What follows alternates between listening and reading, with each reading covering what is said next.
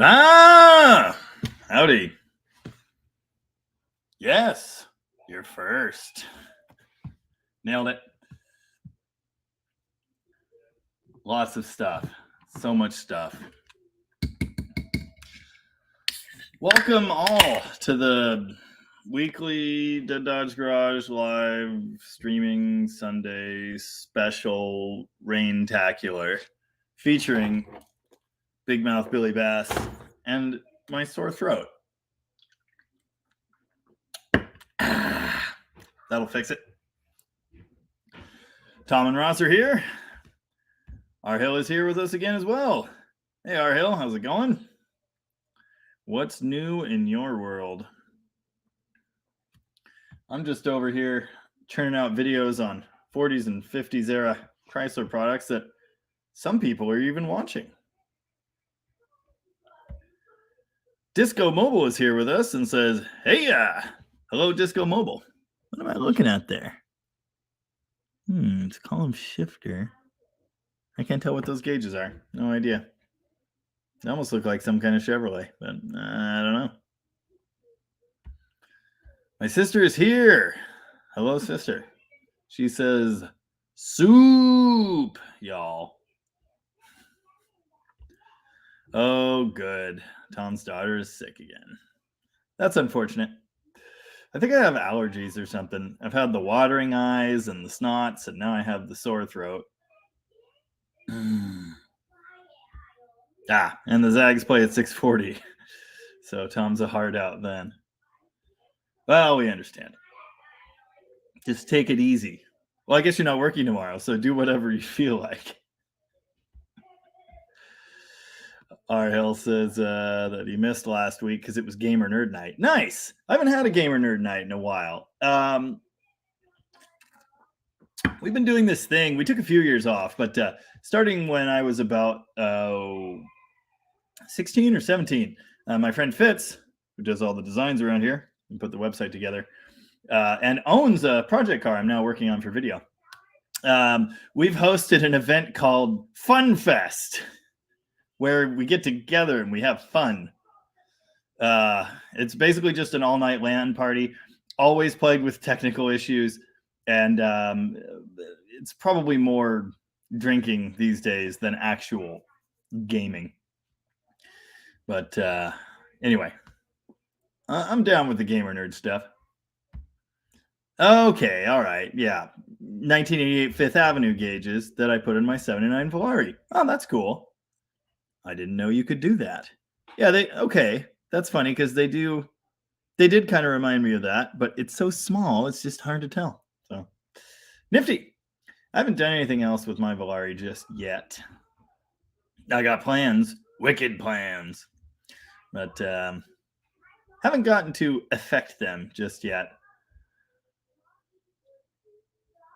Ross wants to know, any chance on a Pilot House pickup vid? Actually, yes. Well, I guess it depends on your definition of pickup. There is a Pilot House 1-ton flatbed out at the ranch. Excuse me. It's not parked on the ranch proper. It's actually down the street, and I didn't get it in the big, excuse me again, the big ranch video. But yeah, it's, I don't remember the exact details, but I remember it runs sometimes and it has no brakes. And so you drive it around the ranch with a brake man. That's a passenger running the driveline brake lever. And I was talking to Connor recently after doing that ranch tour video, and he said, "Man, this summer I'm off the boat. We gotta do stuff. You know, let's revive some things. Let's have some fun." And he specifically mentioned wanting to see that pickup operational. So we'll do a video on that. It's really neat. Rooster's here, and he says, "Sup, young pup?" Just normal stuff. Played a show last night, and I was fine, but then over the day, my throat had just started to get scratchy. So that's where we're at. My sister says, maybe you have the cold. 2 of my kids seem to have caught. All of the kids are just sick all the time. This is just what life is like now. So, yay! Dan Berg is here with us again. Good evening, Dan Berg. How you doing? What are you up to? Oh, Ross says that's even cooler. Awesome. Glad you feel that way. Yeah, you can look forward to that. And again, I think my genius plan, hello, Lovejoy. My genius plan this summer is to get out to the ranch, spend some more time there. In fact, I might have to get my trailer operational. We could go out there for like a weekend, just kind of set up camp. And I want to do a ranch revival series because there's so much cool stuff out there to make run. And we did this like 10 years ago, 10 years ago. We spent like a whole summer out there, every chance we got, just reviving stuff and playing with Mopars. And it was pretty fun. So I think we're going to try and do that again this year. And obviously, there will be video. Dust Devil Garage, the other DDG, is in the house. Hello, DDG other. How you doing? I know I told you I want to try and make it to one of your Saturday night lives, but again, I did have a show last night. I feel like I told you that. Keeps happening. But I'll make it there one of these days. I popped into Uncle Tony's for about 13 and a half seconds. And I think it's Bodyman Ron that was on with him. He was telling a story, and I quickly lost interest. Dan Tupper, our Mopar technical guru, is here with us again. Hello, Dan. Dan, I did not delete your comment because your response on the Magnum Roller Rocker question, because you know a lot more about that than I do. So, my whole thing is I'm going to let the person that knows speak. So there you go. DDG, Dust Devil Garage or Dead Dodge Garage, asks John Wilburn. And the answer is yes. He says both are good answers. Yeah, we kind of discussed this a little bit. Neither of us wanted it. It's one of those sorts of things. It's just like people start calling you that. Okay. I'm not going to trademark it or anything. There's not going to be a dispute. I have long been patiently awaiting the cease and desist letter from Chrysler Corporation. And when that day comes and I change the name, it won't be a problem anymore. FunFest was definitely full of nerds. Noah is here and he says, hello.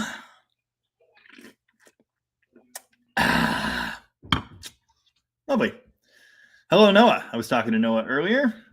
Noah asked if I knew where any good Dodge trucks worth buying were at. Well, one, but there's no engine in it currently. More on that later. Smoke Wrench Garage is with us again. Hello, Smoke Wrench Garage.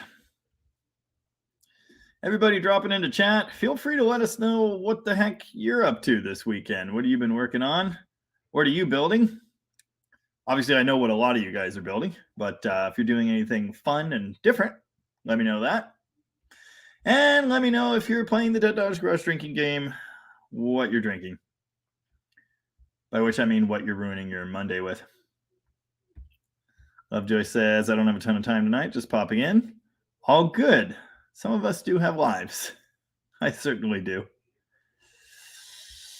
Mercer says it's the guy that lost his mind over pissed. Oh, yeah. Lost his mind over cam bearings. Not sure why this thing sent half a sentence. And it didn't even make sense. But it all makes sense now. Richard sent me a short, something about being the Lord of the Rings. Anyway. I might sneak that into a video. Honcho's house is here and says, hello, friends. I'm currently enjoying a small glass of leftovers from the Irish holiday. Cheers. Very good. Welcome. All Praise is with us as well. Hello, All Praise. Ooh, here's a good question. I like questions. You can send me your questions. And if I know what I'm talking about, I'll answer. Gbop Baluba wants to know, do you like or hate headers? It's hate all the way. But the reason I hate them is because I have only ever used the Summit Special, the cheap, horrible, garbage ones that wrap around your steering and become a glorified skid plate. And compared to those, They're just so miserable. I'm a manifold guy. And they always leak. The flanges suck, and they hit the ground, and they leak at the... It's just bad. Having said that, nice headers are nice. The ones on the Demon don't seem to have any leaks, but they also cost $700. So, yeah, I just like manifolds. They fit better. And at the power level I'm usually playing, manifolds are fine. You know, on a B body, I'll go for the HP manifolds. I like those quite a bit. Or Magnum manifolds are a good option too. But yeah, I'm not a header fan. I'm never going out of my way to put headers on something. If it already has them, great. The Garbage Can Cuda has fender well headers, and I like those quite a bit, but they leak everywhere and they're horrible. So, but they're cool. So anyway, definitely more hate. Excuse me. Stage Zero Garage is back with us here. Stage Zero Garage, part of the Dead Dodge Garage extended universe. The new owners of the 79 Stepside, which no one should have bought. Anyway, he says, "Heidi hoo!" Word. Dan Berg, as usual, is kicking back, drinking a Pepsi, and saying hi to everyone. Hi, Dan. Dave is here and says, "I was wearing the Dead Dodge Garage shirt through an airport and had a band boarding next to me. They thought Dead Dodge Garage would make for a good band name." Yeah, it probably would. Exclusively Chrysler-themed garage rock band. Yep, Rooster's got it. Stan wants to know if we get music tonight. I'm not sure. I don't know if I've got any in me. I played a show last night. What did I... We had a different guitar player sitting in with us, and we were trading guitar and bass back and forth. And we played like several songs that none of us had ever played before at audience request type things. But oh,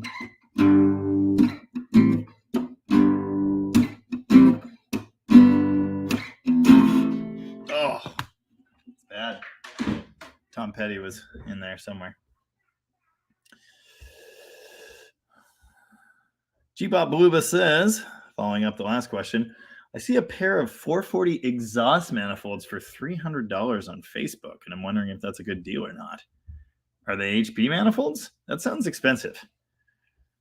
Are they in really, really nice shape? Usually the cheapo generic ones are much cheaper than that. But HPs might be getting up there. I don't know. I've never paid that much for a set of manifolds ever. Not once. But the market's crazy, so I can't really answer that. I've never listened to Collective Soul. Not once. Tom's up to yard work and basketball. Yesterday, it was so nice. I just went out and started everything in my yard. I rotated things, and then I worked on Fitz's car for a little bit there. Ran it out of gas in the middle of the driveway. That was pretty cool. Took the charger out, washed it. That was very cool. And then I drove to Raymond for that show, which was super great. Joe's Mopar Mess is here with us and says, "What's up? Just got back from Muscle Cars at the Strip, formerly Mopars at the Strip." Yeah, how was that? Tom had the decency to ask in the comments, and then Joe's Mopar Mess followed that up with, "Matt's was great. My first time, but regulars said attendance was up a lot from the past few years. I'd never been to that or any of the other big shows. Someday I hope to do that." Stacy is here with us. Good evening, Stacy. How you doing? What's new in your world? Stage Zero Garage also says, "Last, maybe? Cold weekend, no truck work. Getting ready to unwrap the rest of the fleet." Nice. Yeah, like I say, it was sunny and beautiful yesterday. So I did get out and at least spend some time in the sunshine, starting engines and moving things, and that was fun. Very nice. Dave wants to know, what is the meaning of life? 42 can't be the answer, but it is the answer. You just aren't asking the right question. Holy crap. I'm in a group called Unemployed Boys. Wow. Oh, it's amazing. Unemployed boys, which is exactly what it sounds like. It's the group of my former partners at the shop and the couple guys that were just like always there. And Jordan actually left the group for a while, but now he's come back just in time to get his satellite running again. We were talking about this car when my sister was here, so I guess that was 2 weeks ago. Yeah, the internet just sucks today. Maybe it'll load. Hold on. Are you gonna load? Oh my god, I don't understand. Well, I was going to show you a picture of Jordan's car, but I guess I just won't. Anyway, 72 satellite sedan, and he was having weird overheating problems. Turns out somehow we set the timing chain and gears wrong, or they jumped. Weird stuff. Anyway, it like kind of ran okay, but it had this constant overheating problem that he couldn't figure out. And after he did the head gaskets twice, replaced the radiator, added an electric fan, it was still overheating. He said to hell with it and took it out, got another engine, and he was transferring over the cam that he had just put in that one and found the timing marks were totally wrong. So I don't know what that's about. But anyway, it's fixed now. It's pretty cool. Stop it. Sheesh. Yeah, technology challenge today. Bo Ridge says, I added a factory front sway bar to my 82 D150. Very nice. They don't all already have those, huh? Interesting. Rooster definitely wants me to use the short video. I'm the Lord of the Rings. The cam bearings are so fine for the Hemi. I lost it. They're the precious. My sister says to Hulk smash the like button, so please do that because it does stuff for the thing. You know, the deal, the algorithms. Let's see what we got. Let's see what we got. Oh my goodness. Let's see if this button works. Did I mention that I'm technology challenged today? It's a problem. Only 24 likes. That's not enough likes. Stage Zero Garage. Literally watching Lord of the Rings at this moment. Dan Berg wants to know, Jamie, what's the most money you've spent on a car for a daily? Well, my wife's Subaru cost 14 grand. We financed that, of course. So if you count that. Otherwise, my Corolla, I spent 95 plus taxes and fees and things. It was like 10.5 or 11. I don't even know. Of course, now I'm driving a Subaru, which I bought for $500. My white Cummins was my daily. I drove that every day, everywhere, and I paid too much. Actually, I think I paid. No, I can't remember. 13 for that. It was in really nice shape, but it was dumb. It was a 20-year-old truck, and I still. Yeah, I'm not very smart. Anyway, yeah, so something like that. I think that truck. Well, I take that back. My black Ram, I've had a lot of stuff.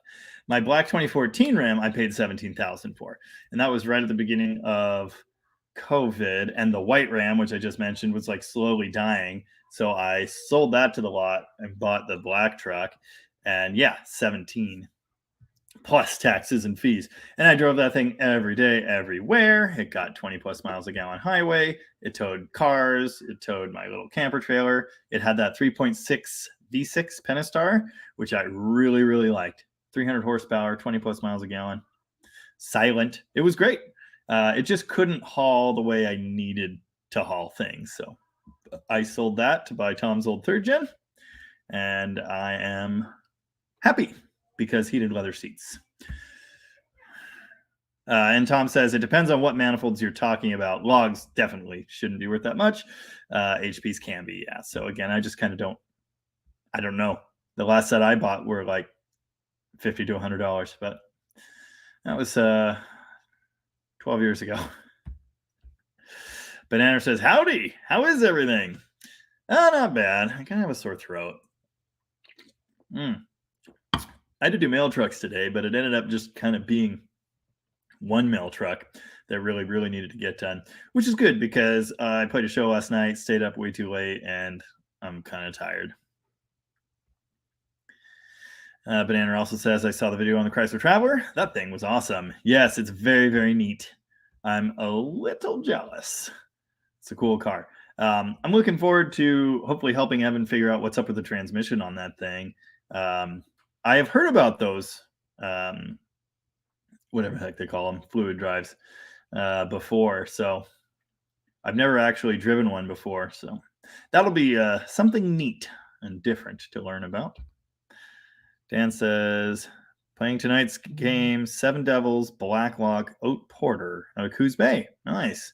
And scored some nice 33s for the Ram Chargers. Awesome. I was just saying how I need to score some nice 33s for the extended cab. Although if I sell it to Noah, it can just be his problem. Stan Nelson wants to know, how did you get into Mopars? Very simple answer. 1968 Dodge Charger RT 440 with a really rowdy camshaft through Flowmaster 40s, whichever the loud, annoying ones are, shooting flames out the tailpipes. That's how I got into Mopars. Craziest sounding, most amazing looking thing I had ever experienced, and it left quite an impression. Ross says the heavy casting center drop big block truck manifolds can be pricey. Interesting. I feel like I've given a couple sets of those away, and I could be wrong. Alex is here and says, sorry I'm late. Did I miss the Hellcat swap? Speaking of people being late, Aben's not here. Interesting. No, you haven't missed it yet. What makes you think I can afford a Hellcat? That's funny. Oh, Rooster says in response to Stan's question, they followed him home. They followed me home. Or Great Grandma's 68 Charger may have had something to do with it. The funny thing is I never saw her car. I heard about it years later. We were at a dinner with my great uncle, among other people, and he found out I was a Dodge guy. I think I must have been 19 or 20 or something, but I had several darts and that sort of thing. And he said, oh, you know, my mom drove a 68 Charger. I actually am the one that convinced her to buy it off the lot. It was a 383, and she drove it like a psychopath, and everyone called her Jet Burnett. But I didn't know that when I got into them. I also didn't know my first Mopar that I drove was a 74 Duster, and it was like a burgundy color. And my grandpa had a Dart Sport, the same color, and I think the same year, 74. His might have been a 75, but very, very similar. And my grandma also drove a Dart Swinger. 60, well, it might not have been a Swinger, but it was a two-door Dart. It was either a 68 or 9. So yeah, apparently they are in the family. Of course, my dad was driving a 68 Fury 3 when my parents met as well. So, you know, there's some history there. But I didn't know any of that when I got into Mopars. Stacy says it's been gorgeous up in Alberta for the past week. Yeah, same down here. I have a feeling we're somewhat similar when it comes to the climate. Although you've definitely got more snow, which is apparently melting so fast it's found its way into Stacy's garage. So that's awesome. Yeah. Oh, I didn't know that. Tom says they actually repop those in China, so new ones are $100 a piece. That's very interesting. I'm surprised there's that much of a demand for them. Rick Rice is here and says, greetings from Massachusetts. Spent the afternoon underneath my 66 satellite convertible. Now I'm trying to forget it all with some homemade gin. Very good, Rick. Well, if you're playing the Dead Dodge Garage drinking game, I can definitely help you with that. 66 satellite convertible. Very cool. When I had my yellow 66 Charger, I had the opportunity to acquire a 66, I believe it was a Belvedere 2 convertible. Yeah, it must have been, because it had the trim and it had the Belvedere or the Plymouth logo gas cap. He was going to clone it to be the Tommy Boy car. And it said GTX on it, which it wasn't. But yeah, so it had a blue parade cover and I think a blue convertible top. But anyway, I was supposed to buy that. It was not expensive, but kind of expensive for me at the time. And he had offered me like a part trade deal, which I was going to do. And then the next time I talked to him, he'd sold it to some other jerk. But I really liked that thing, and it would have been a perfect bookend car for that Charger. I had a 2-car garage, so it could have lived there all happy. Same yellow color. It was a rusty pile, but it was a cool car. Honcho's House says, I feel like the Mopar community has been the least reluctant bunch to adopt us orphan AMC nerds. Would you agree? What are your favorite funky defunct cars? Yeah, the Mopar community does seem to welcome AMC with open arms, which surprises me to a certain degree, but that's kind of cool. I consider AMC's honorary Mopars. Favorite funky defunct cars? Studebaker. AMC's cool, and don't get me wrong, I do like them. I think I've told you that. But Studebaker, they were a big deal in covered wagons and in early automobiles, and they just slowly declined into nothingness, such that the last, the Hawk for 7 years or more was the exact same car, and they tried to facelift it and stuff on an extremely limited budget. They bolted fins onto it, but you can unbolt the fins and the old school quarter panel is underneath them. That's pretty cool.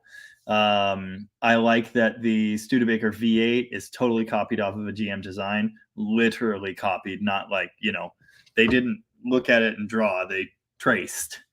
Although I can never keep straight whether it's more Oldsmobile or more Cadillac. I think it's Oldsmobile, but I could be wrong. And I think the reason I get confused about that is because people always put Cadillacs in them, hence the whole Studilac thing, because it instantly doubled the horsepower. Anyway, Studebaker. But there are a lot of good ones. My sister says she misses the white truck. The black one is nicer, but I'm still not used to it yet. Well, I have a dark gray truck now, so get used to that. I'm so confused. When is what? Oh, Power Tour. Dude, it still won't load pictures. I don't understand what's going on here. It's messed up. Should go to Power Tour. That would be cool. Bo Ridge says, Seven Devils in Coos Bay has a cranberry cider that's pretty damn good as well. I'm currently drinking the Two Towns. They're my favorite. And they are out of, not Coos Bay, but hold on, Corvallis. Yeah. All the best ciders are from Oregon or Washington, I think. I've seen Seven Devils in stores. I don't know if I've tried that one yet, but I may have to do that. I have had a really good cranberry cider. Maybe it was that one. I think it was on tap at a local restaurant. Oh, Dave says HP date-coded manifolds can be $300 per side. I wasn't thinking about that. Yeah, that makes sense. Yeah. Oh, my sister says that my love of dirty blues music was the gateway drug to Mopar. That's probably true. That is probably true. Oh yeah, Tom's got a good point in the comments here about repop manifolds. Obviously we prefer factory parts. They're just better, but the existence of the reproduction parts bring down the value of the good ones. So at least that's been our experience. Alex says the 340 Demon makes him think that I can afford a Hellcat. Excuse me.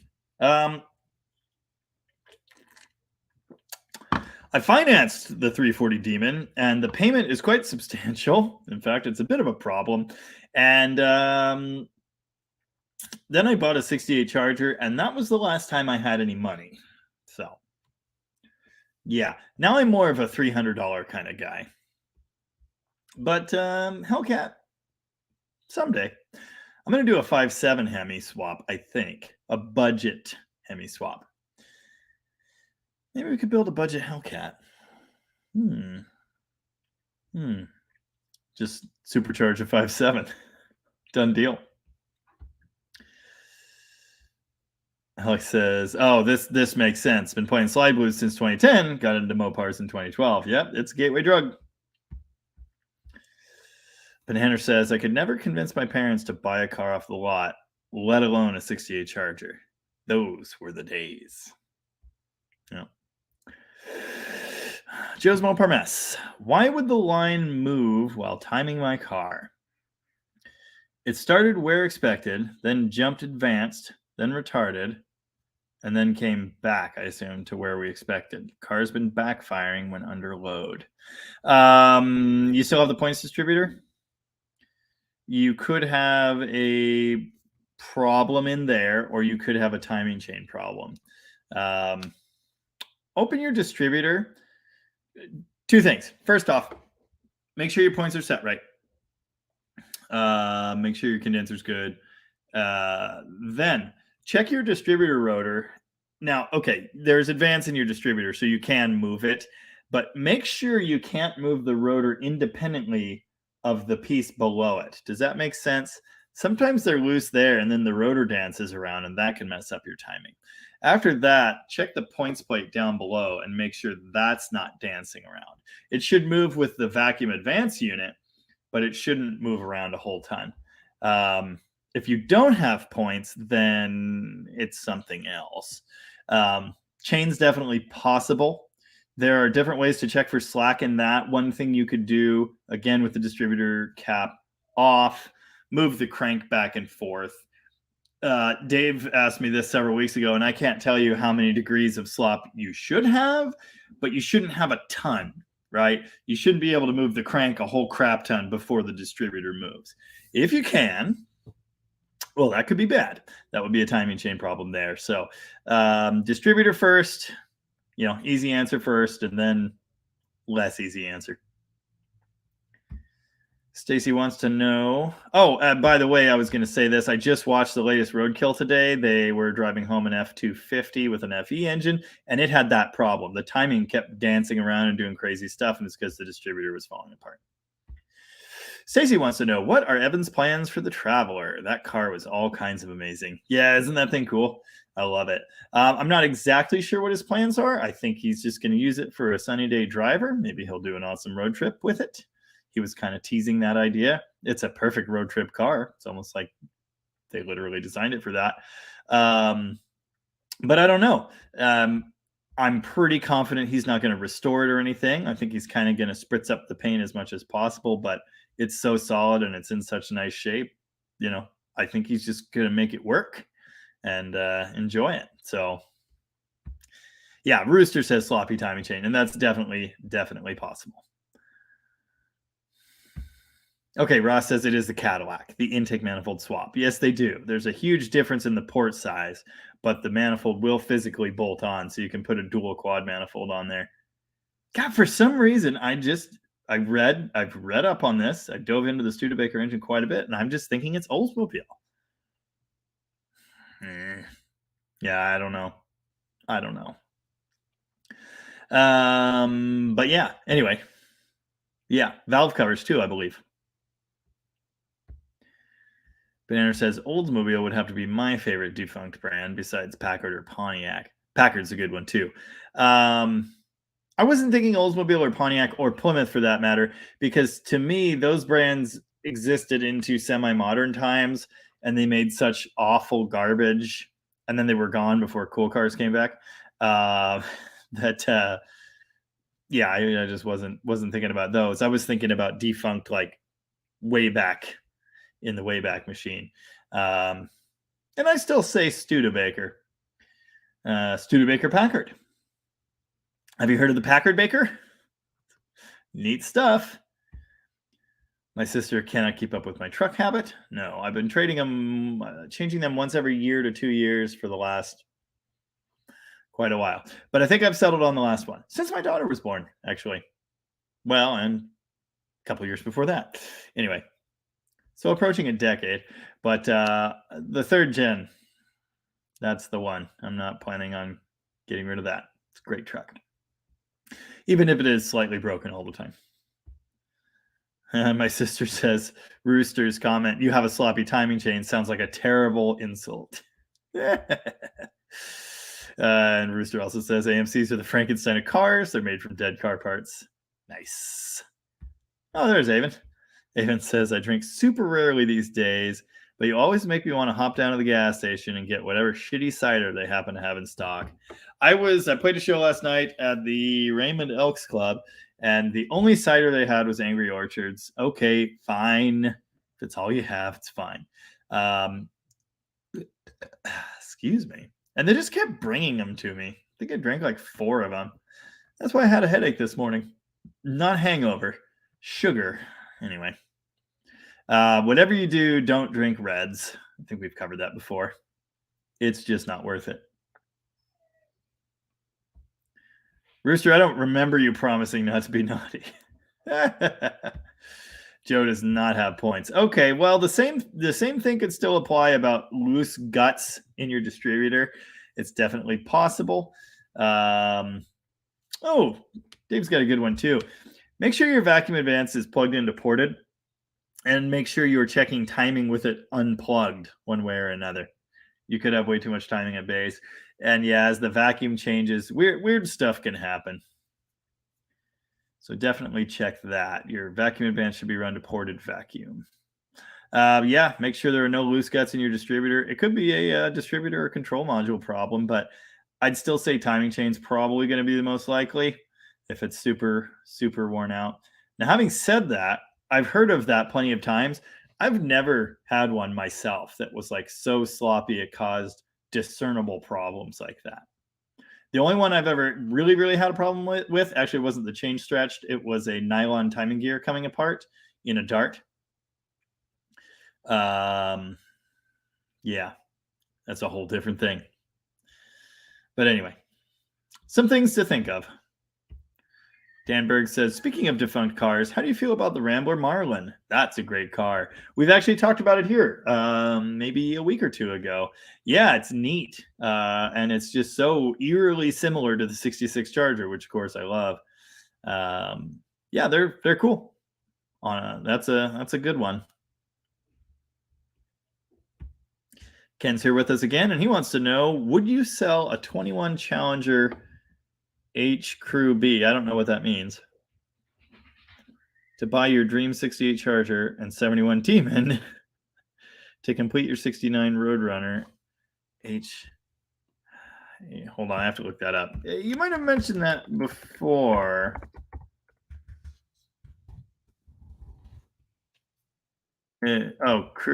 Crew Challenger?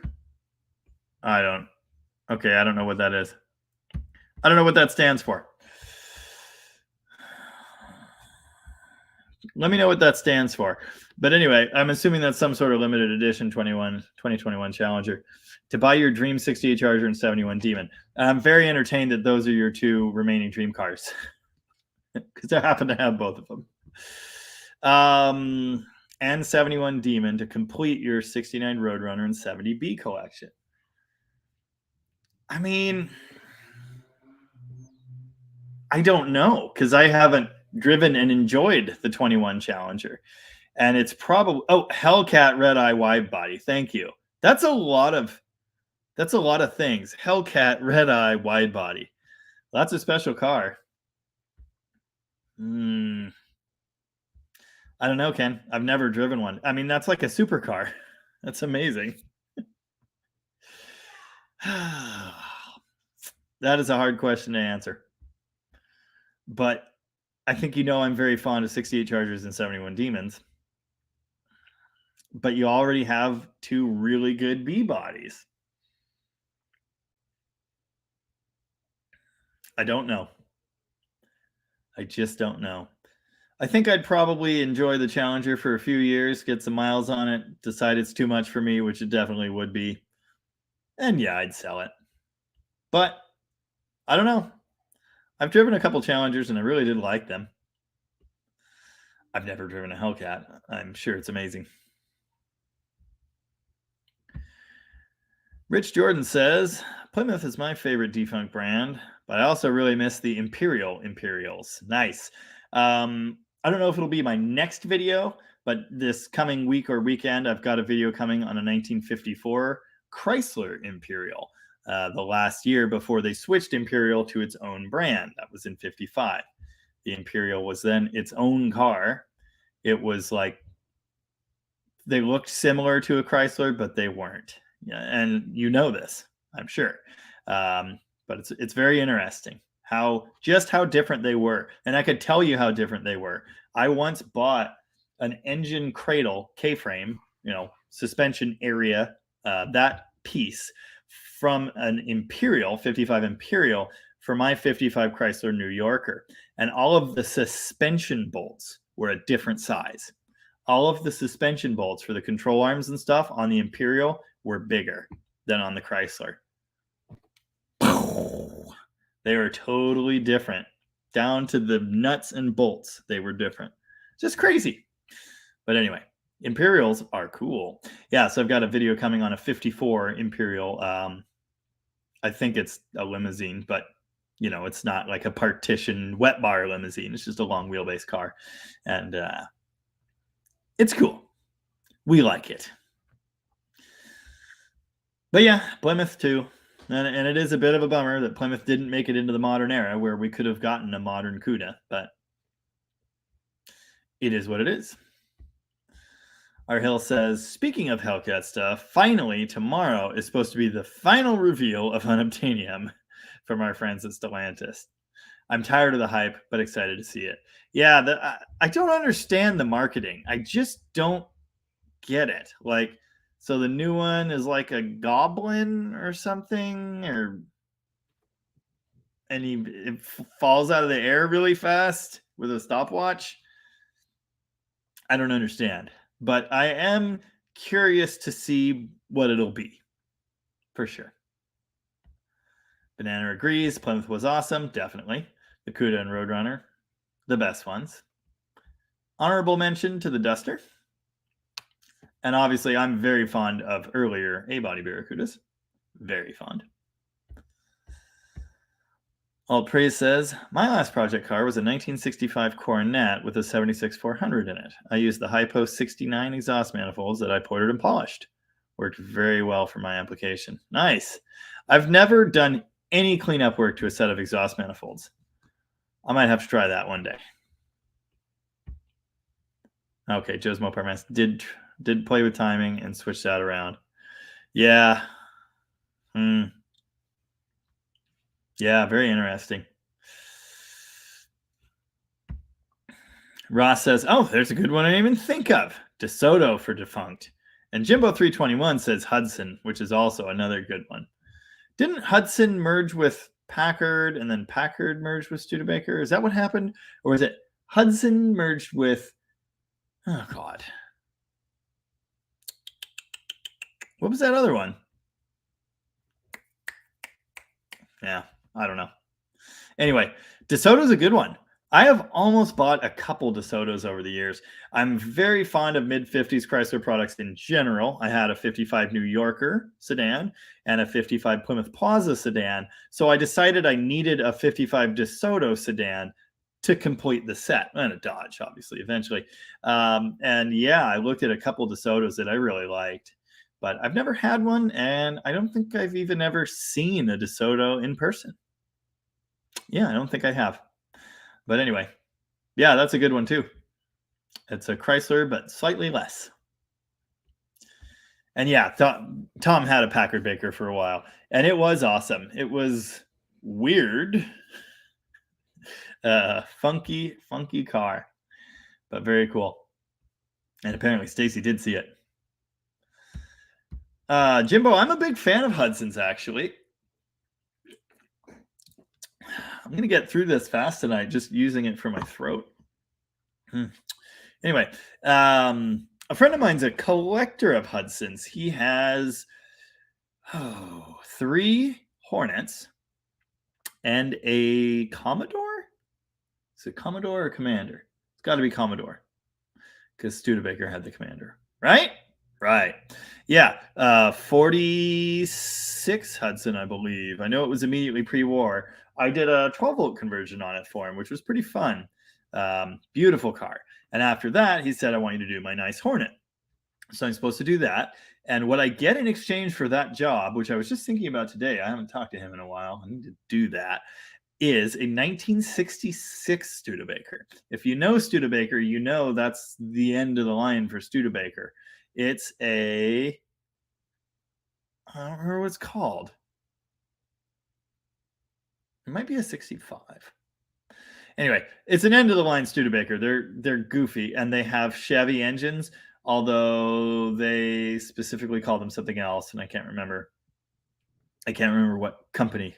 Anyway, some other company used these Chevy engines and they were hot rodded. And Studebaker said they were those, not regular Chevy engines.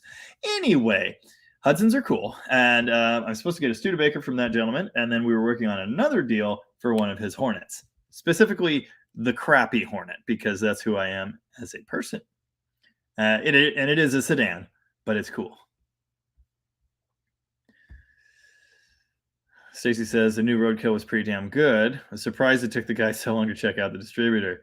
Seemed to run decent after they replaced it, despite the 007 smoke screen. I was amazed by the smoke. That's, yeah, cool. I like bump side Fords. I've had one, 2-wheel drive. I'm a fan. I'd like to have another one. Ideally a 4-wheel drive. Some year. Unfortunately, they're, really desirable and expensive now, as with many other things I like. Tom wants to know if anyone watched the 47 Plymouth video. Personally,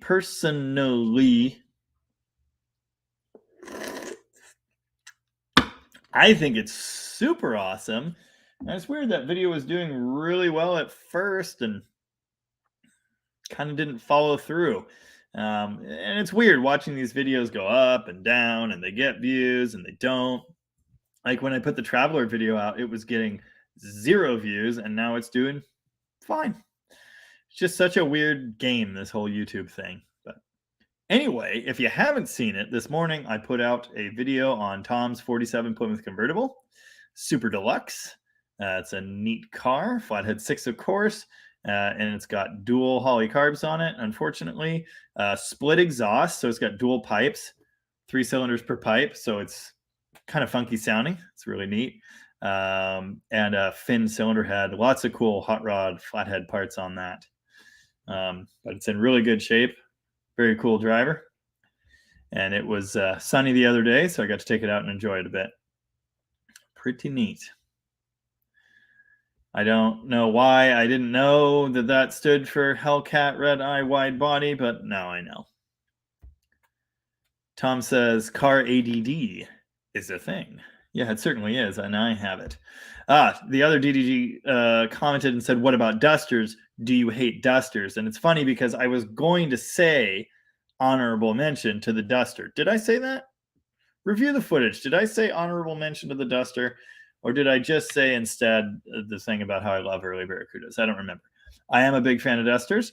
My favorite duster, of course, by far, is the 1971 Dodge Demon. Yep. Oh yeah, Tom's got the answer for this, and I don't know because I like tried to poke my head under that car. The parking brake doesn't work. Someone allegedly drove around with it on. Not me. Don't look at me. So I poked my head under there to see if I could reach the adjustment. It's a driveline brake, and I didn't see the exhaust. I didn't really see anything. But Tom says he thinks it's glass packs. It certainly sounds like it. But yeah, I don't know. We're going to put it on the lift. We've got to see if we can figure the overdrive out and adjust the parking brake. And when we do, we'll see what kind of mufflers are on there. Aww. Banana says, Lego won't accept ideas based on existing brands that they've made. So they won't do an official 68 Charger set, but I could sell instructions for your version. I designed the seats and they look immaculate.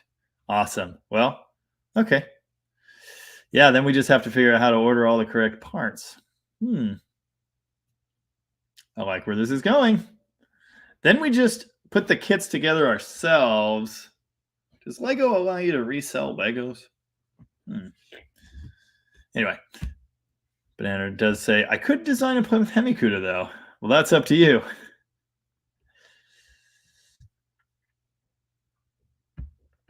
Dan says, my grandpa T drove cars like that after World War II on his sales routes. Nice. Yep. Ken says, yeah, that's why I asked you. My Hellcat's perfect. Little over 6,000 miles on it. Half from my son. Can easily kill yourself in it. But I have a dream. Yeah, that's yeah. Yeah. Well, follow your dreams, Ken. I mean, that's what I did and it worked out. And I love the two cars I have. You know, I got to wash and drive my 68 Charger yesterday for the first time in several months. And I remembered why I love it, why I still have it, and you know, why I wanted it so badly in the first place. So very pleased with that. Again, a Hellcat sounds awesome, but I like the old muscle. My idea of a daily driver is a Japanese car that gets 30 plus miles a gallon, apparently. So, yeah, I think that's my opinion. I would definitely like to have a Hellcat at some point. When they're cheap and well beaten, you know, that's when I'll have one. Oh, yeah, of course. Tom would know this. Hudson and Nash formed AMC. Nash was the one I was trying to think of. Right. They got together and created American Motors or whatever. And the other two, Packard and Studebaker, tried to do the same thing kind of, but it didn't work. Oh, Dave says Fargo. Yeah, that's a good one. Dodge trucks, but in Canada. Fargo. That's funny. Banana says, I think if Plymouth had survived, the Cuda would be too similar to a Challenger. Well, it probably would. It was in the day, but, you know, yeah. Yeah. And Tom also says Packard and Studebaker merged, then folded soon after. Well, they didn't actually fold, but they stopped making cars. They continued to produce, I don't remember, trailers? Something. Yeah. Anyway, they just pulled out of the car market, auto market, basically. Yeah, but anyway, Banana, you know the Cuda and the Challenger were very similar in the day, right? I mean, that wouldn't be any big surprise. Rooster says, last he heard, the Chrysler Cuda is not off the table and will be built on the Banshee platform. I guess it's been rumored to be coming back for like literally since the Challenger came back. So I'll believe it when I see it. Ross says the forward look firefights were so fine. Nice. Oh, Kaiser. Kaiser was the one I was trying to think of. Nash. Huh. Now I have to go look at the family tree of all the automakers. Banana says, have you seen a promotional video where Bill Hickman compared the 73 Firebird to the Camaro, the Mustang, and the Plymouth Barracuda? It's pretty awesome. No, I have not. That's interesting.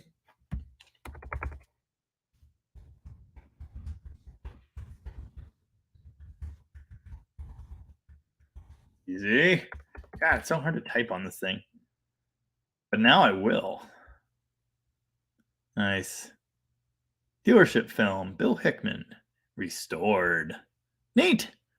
I'll watch that later. Dan says, Packard built so many Rolls-Royce V12s, yet couldn't design and build a V8 to save the company. Yep. Yep. Yeah. I already kind of knew that. Dave says the 47 is beautiful, but it may be a bit too far outside the mainstream muscle car crowd for massive views. And that's exactly what I said about these videos when I was making them. Like, they're cool cars. They're actually, like, personally, I think the video I did on the Traveler is some of my finer work. I think it's a really good video, but it's not what my normal viewer is after. And I even said as much in that video. And the same is probably true of the 47. But it is a cool car. And personally, I like to push the envelope a little farther. I love to be able to get people who like different things to watch the channel. Excuse me. So I'm happy to try that. So yeah, I said the exact same thing about the Traveler, but then people actually watched that one. And the 47 video, not so much. So it's just interesting. But yeah, that's going to be the main issue there. Okay, I did say honorable mention Duster, so he must have been replying to the commenter. Ross says the 47 vert is a beautiful thing. Tom's out of here. Go Zags. Woo, sports ball. Paul's answer was Hudson. Yeah, Hudson. Hudson's good. I like Hudson. I need to probably check in on that deal. I was going to try and trade the 58 Ford for the Hudson, but then I sold it traded it to Jordan, and it went to Utah. Our Hill says, the 47 Plymouth had one of the coolest dashes I've seen in an old car. The driving sequences had me a bit nervous. They had me a bit nervous. I mean, every time I came to a corner in that thing, it was like... and that's interesting. And of course, Tom said, well, it's an archaic suspension design. It is independent suspension. It was designed in 1934. It's not amazing. There's certainly no sway bar. And I realize that. But the thing is, I've owned and daily driven a 1955 Plymouth Plaza. And they are still essentially the same running gear. Very, very similar anyway. And it drives like worlds better than that 47. And sure, there's body roll. Heck, A-body Mopars have body roll with no sway bars. But the 47 was just like seriously wallowing. And the 55 would actually hold the road pretty well. It drove remarkably similar to a modern car. So anyway. Oh, that's interesting. Mercury, Canadian Ford trucks. Huh. I didn't know they did that. Same as the Fargo Dodge thing. That's very interesting. Banana says, in my opinion, the Cuda was a cooler car, but it got worse gas mileage. Really? Why? How does that make sense? It's lighter, very similar design, so I can't imagine there's a big aerodynamic difference.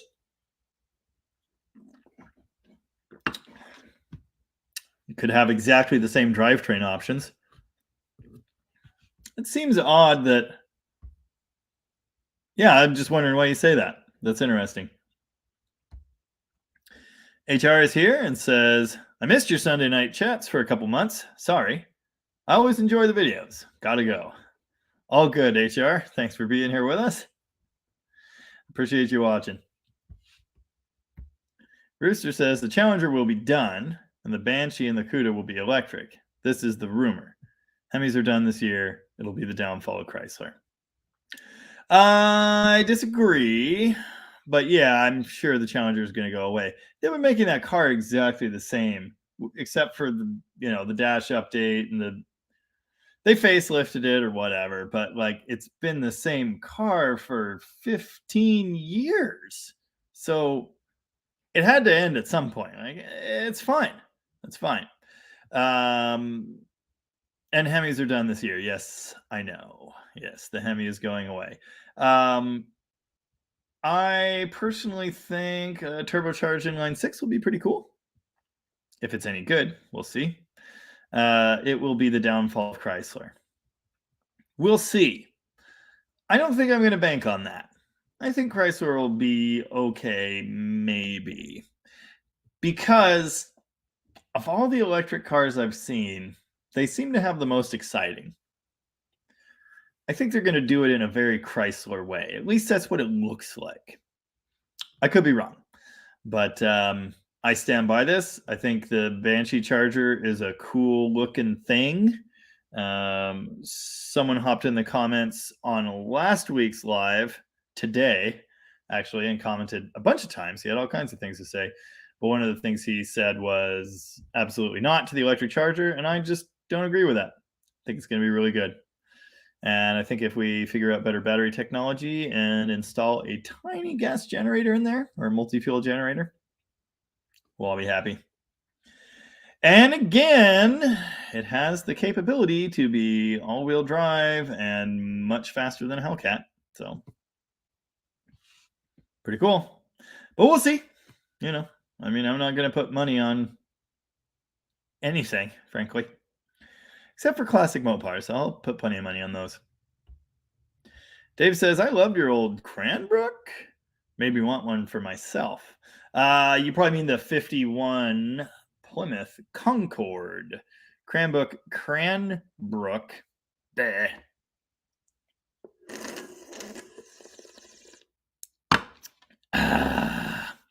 Rooster, the exhaust thing is stupid. I agree.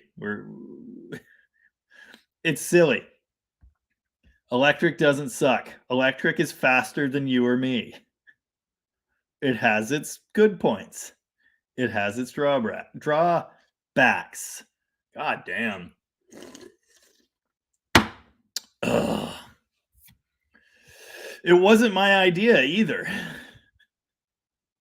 Anyway, I think Cranbrook came in a two-door business coupe and a sedan. Oh, they had wagons too, didn't they?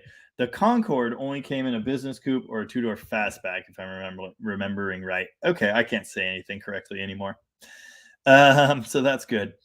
Anyway, yeah, mine was a Concorde, two-door fastback, short wheelbase Plymouth, flathead 6, 3 on the tree, and it was neat. I liked that quite a bit.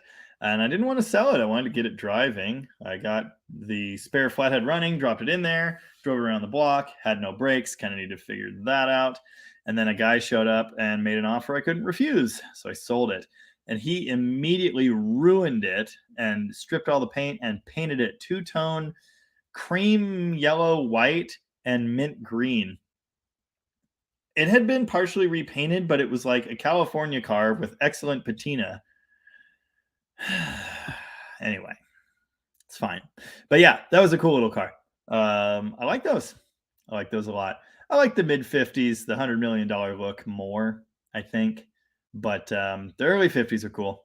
They're a weird transitional period from the pre-war designs to the streamlined lower roof 50s, mid-50s stuff. Banana wants to know, who needs a sway bar? I kind of like them.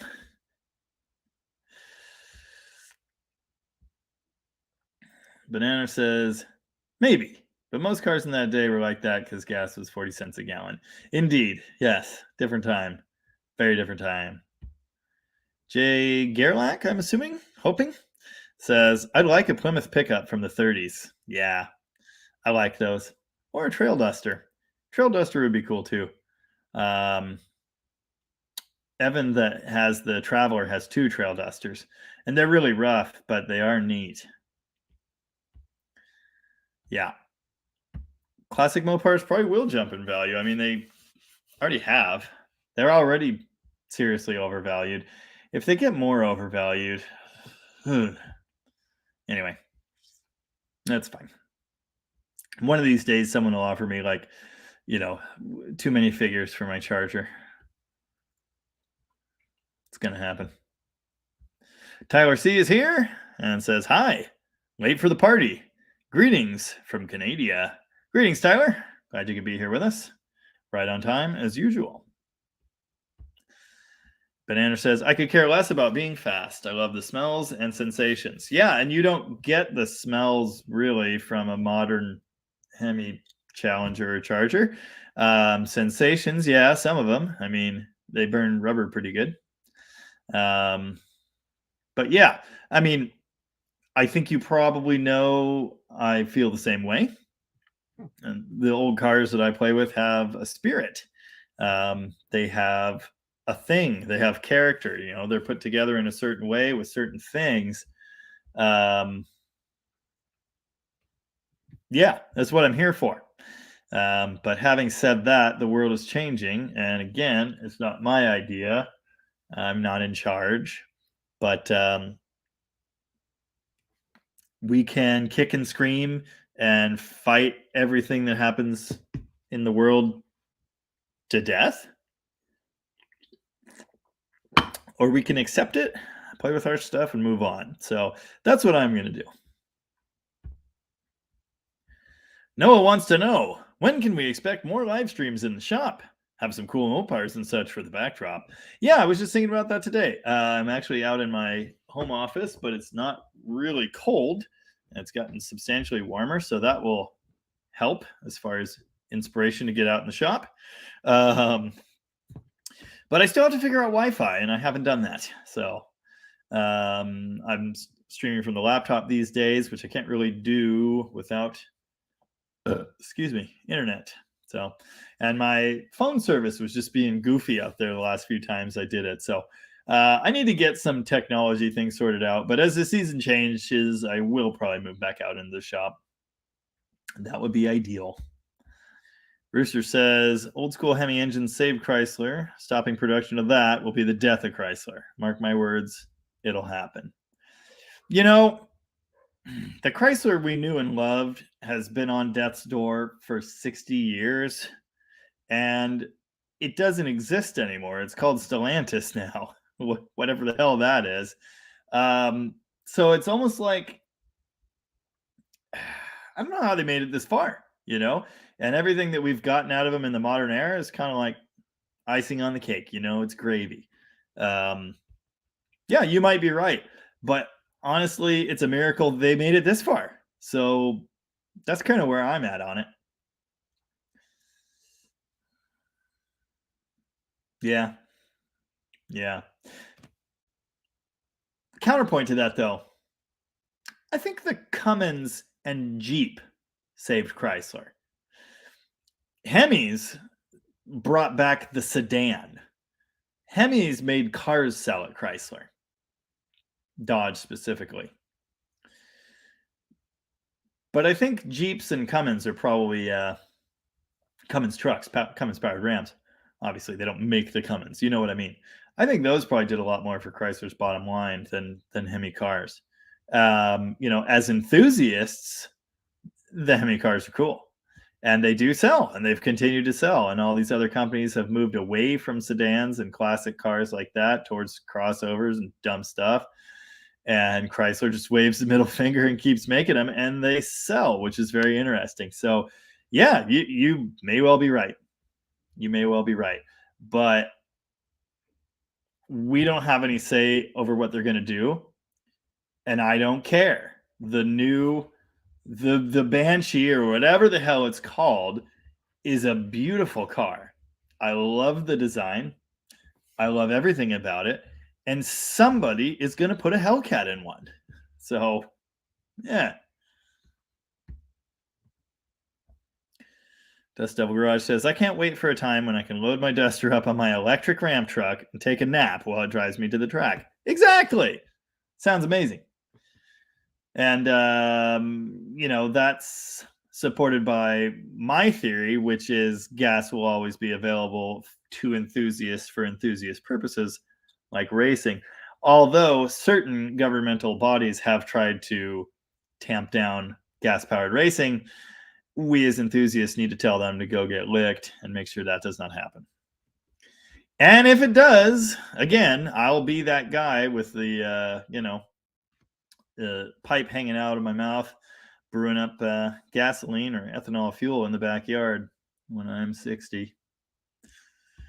Dan wants to know, ever worked on a Chrysler Straight 8? No, I've never worked on any Straight 8, actually. I think they're cool, though, and I'd like to. One of these years, I'll get my hands on one. Our Hill wants to know, there's a Roller 70 Challenger on eBay with a buy it now price of about $24,000. I wonder what your opinion of that price is.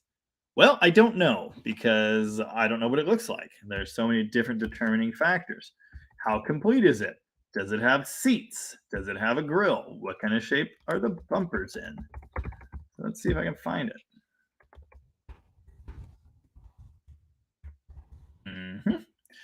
1970 Dodge Challenger. Ooh, there's one for $2,500. There's one for $110,000. There's one for $73,000. A convertible for $165,000. I put in 1970. Why are you giving me new Challengers? What's wrong with you? There's a frowny face Challenger for 25. Well, apparently there are a lot listed, so I may never see it. Again, details. Details are important. For a roller to be worth that kind of money to me, I mean, 70 obviously is one of 2 years of Challenger that are actually desirable and good.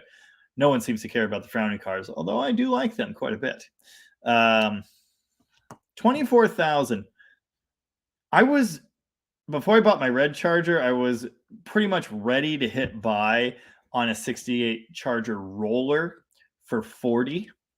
Now, mind you, it was a beautiful car. The bucket seats were missing, which to me was kind of the biggest bummer. But everything else was all there. And it had a drivetrain, but it wasn't in it. And it needed stuff. So it was essentially just a roller.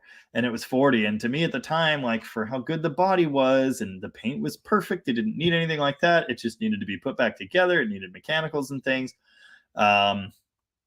It was a lot of money, but it was like, this would be a pretty good way to get my hands on one.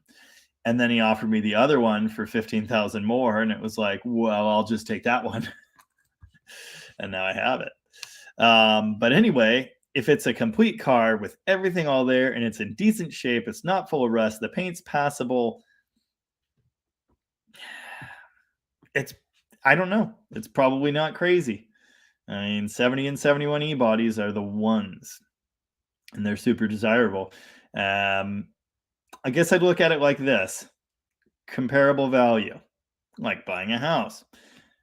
That car plus drivetrain you might have available to you or can buy for X price equals what is it going to sell for put together. If it needs a $30,000 paint job to be worth 60 grand, no. If it needs 5 to 10 grand of engine and mechanicals and it's worth that 50 to 60, hell yeah, brother. So again, it's just really going to vary. And let me further qualify that response by saying I don't know E-body in and out the way I know Chargers. A Charger roller in any kind of decent shape? Easy. Carrie Kinzer is here. Carrie Kinzer has the EFI Magnum Swap group on Facebook, which is a great group. It's very wholesome and friendly and full of great information. Carrie does awesome stuff. He actually found one of my Magnum videos on YouTube and said, hey, come join your group, which I did. And it's cool. And you only get idiots in there occasionally. It's pretty good. Anyway, Carrie says, looking forward to getting my hands on a Hurricane 6. Yeah, see, I like the sound of that. Maybe it won't be as good as I think it will be, but if it's anything like one of those Nissan engines, or anything like a 2J, it could be really good. Just saying. Now, this is interesting. Rich Jordan says the EPA will prevent using a multi-fuel onboard genset. Won't surprise me if they also make it very hard to put a gas genset in. Hybrids are allowed, but they'll stop any innovation involving fossil fuels. I don't understand why multi-fuel would be a problem, because you can burn alcohol. You can burn everything. Is it because they can't tax it? You have to use a road-based fuel so they can get the road tax out of it. If it's an electric car, aren't they already going to levy an extremely high tax on to offset that? So what's the difference? If they will prevent using a multi-fuel onboard genset, if they won't allow that, that's really dumb and short-sighted. And they should look in a mirror or something and see if maybe they're part of the problem. Oh, that's funny. I'm still getting a bunch of messages from my Unemployed Boys group. And a user, my friend with the nickname Beer in this group, says, I could bring the Plaza to Power Tour, because he has my 55 Plymouth Plaza and he drives it all the time. He's off-roaded it. He's headed up to Port Angeles a bunch of times. He's everywhere with that car. And it's pretty cool. Anyway, they'll stop any innovation involving fossil fuels. And I understand that. And that makes sense. Great. Let's reduce our dependence on fossil fuels. But if a fossil fuel powered genset can get an effective mileage that is much, much higher, and help that trade-off problem with the electric power grid that's going to, hamstring this whole electric car switchover thing.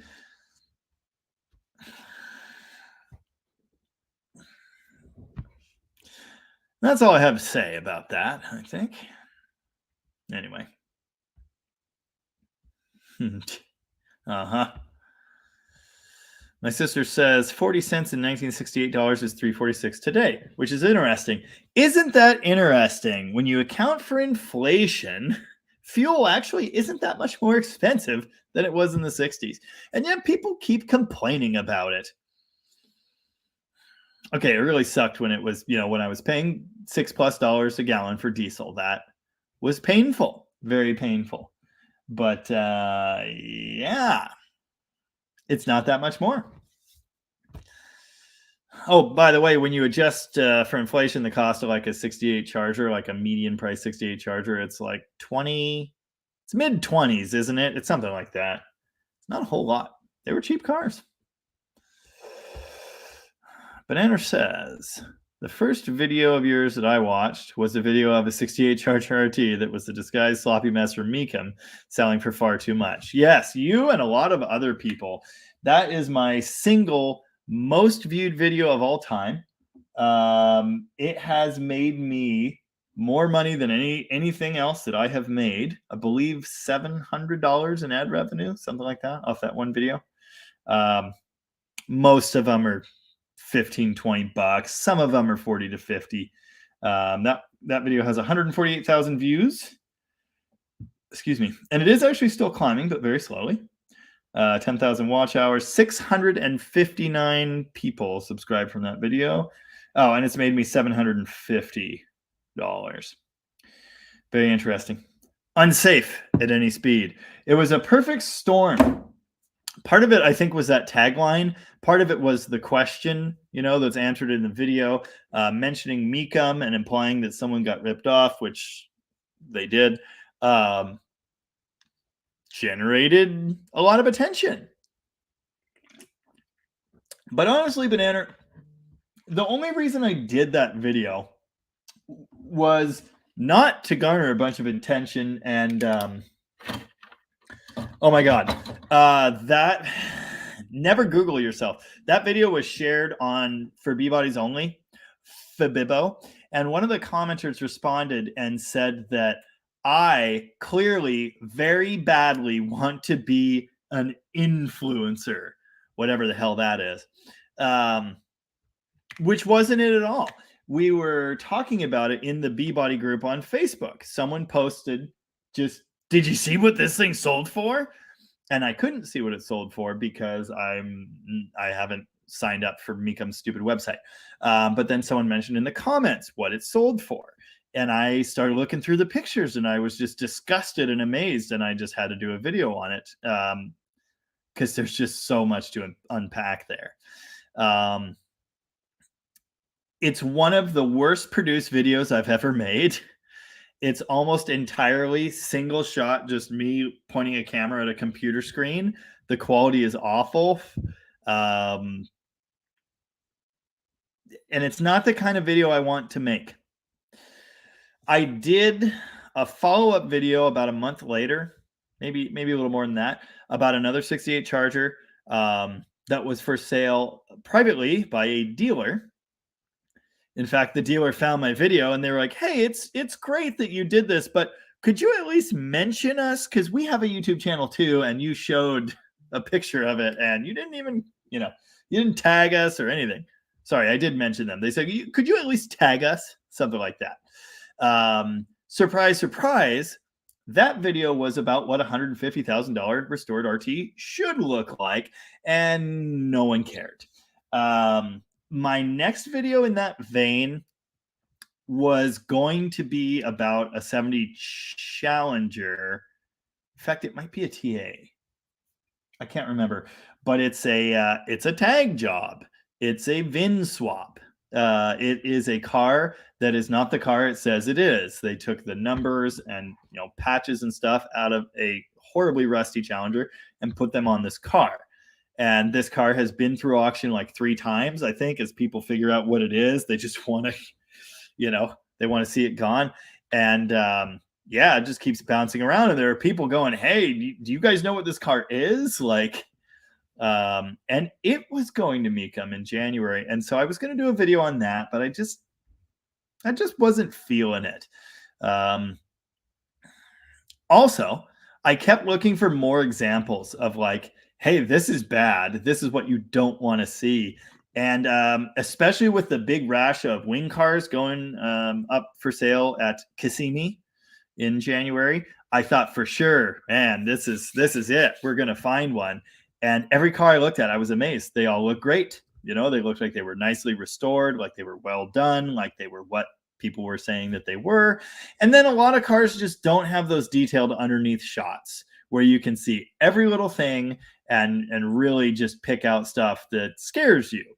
So, having said that, I definitely want to do a video on VIN swapping, body swaps, you know, what that is, why people do it, and why it's kind of, you know, there's a case for it, but there's definitely a case against it. I definitely want to do that. I don't know if it will be the same type of video or not, if it'll, you know, if it'll look the same.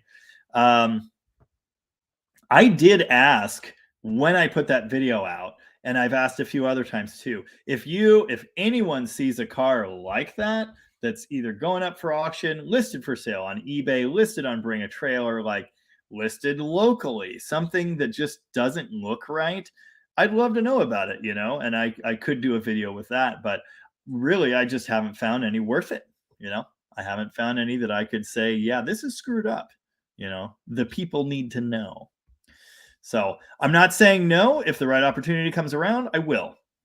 But I can't say I'm proud of that video. It's great. It got, you know, literally over triple the attention of my next best video. That's fantastic, I guess. But it's not a good video. And I'm just not proud of that. So anyway, I wish people would watch the stuff I actually put effort into. Noah says, speaking of Stellantis and how Chrysler's just a zombie brand that has had its name sold and traded so many times, makes me sad. A lot of things nowadays make me sad. Wish I was born in the 60s. Yeah. As Middle Class Rut said in a song once, Noah, I think I might have been born just a little late. Anyway, I agree, but I'm going to get my kicks, you know, and I'm lucky. I've gotten my hands on some good stuff, and I can enjoy the cars I have and all that, to the point that I kind of feel bad about it because they are hard to get now. And I don't like that. I really do miss when you could just go buy a Dart for $500 and drive it home. That was one of my favorite things to do. And it's why I like making videos like the $300 Volare video so much, because it just takes me right back to that time. But anyway, yeah, and that's the truth.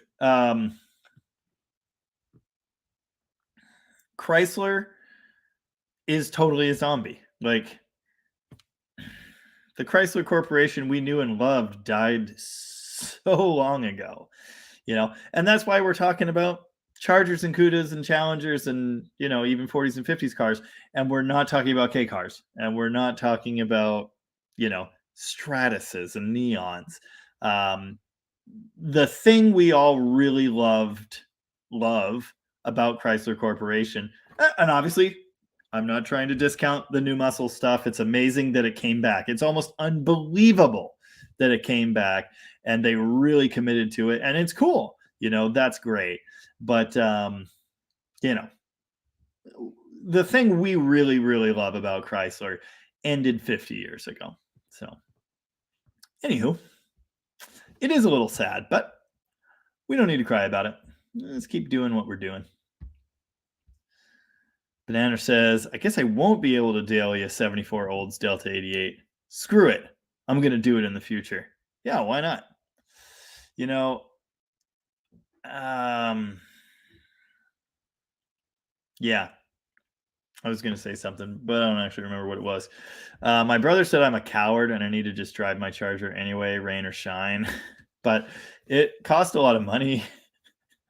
And I'm a little hesitant to do that. I'd love to. I drive it every chance I get. I really need to get my driveway fixed. That would be such a huge thing because every time it rains, then when it's not raining, there's still a humongous mud hole. So I have to wait at least like a few dry days for that to dry out. And that happened yesterday. So I was able to get it out and drive it. But I don't know. I talk a big game about wanting to daily drive muscle cars, and I really want to build my Barracuda to do that.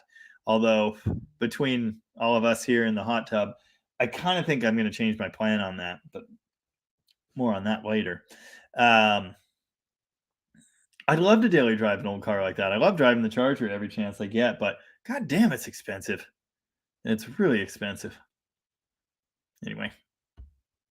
Oh, yeah. Our hill may have had settings to within 500 miles of him. Oh, that's okay. That's cool. I mean, I could set a price range and I probably could still find it. But yeah, again, I think you heard my thoughts on that. If it's a good shell, someone's going to buy it for that because they know what they can turn it into. So just saying. Just saying.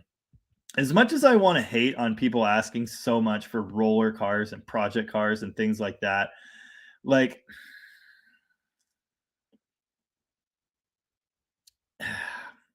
it sucks that they're so expensive. It really does. But they sell. I've told the story several times about the Charger project I tried buying that sold for thousands more than we, had agreed on. And what we agreed on was his asking price.